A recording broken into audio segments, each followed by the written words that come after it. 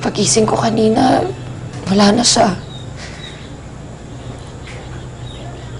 Basta, baka naman ayaw ka lang nang gisingin kasi ang himbing ng tulog mo. Hindi siya ganun eh.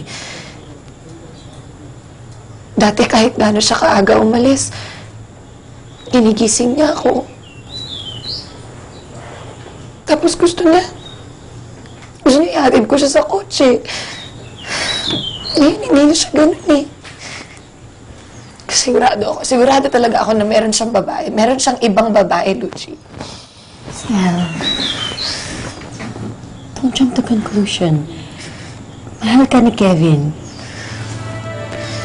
Hindi ka na napapapalit sa ibang babae.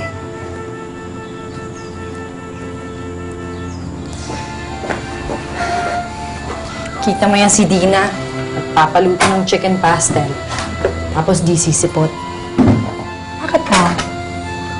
Ewan ko pupunta ng Baguio. Baguio? Oo. Alam niyo ba, kasama ko siya last night. Biglang tumawag ang mystery caller niya.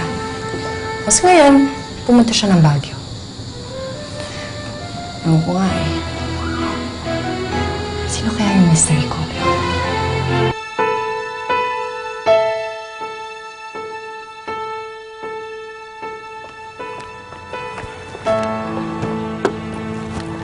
Lucy, baka si Dina ang kabit ni Kevin. Ano ka ba, Stella? Hindi na niya mahal si Kevin? Paano ka nakasiguro? Hawak mo ba ang damdamin niya?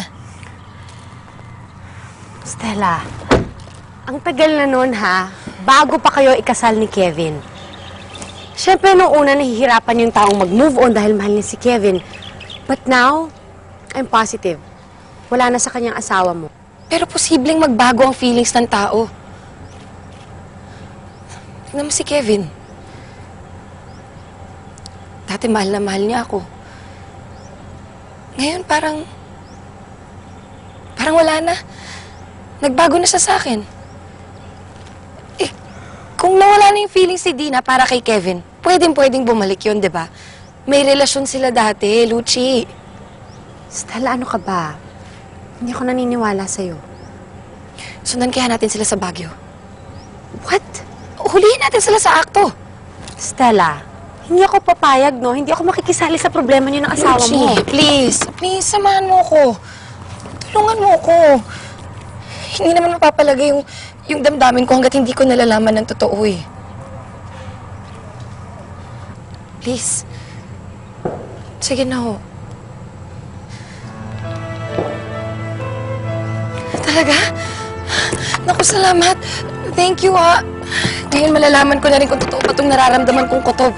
Salamat.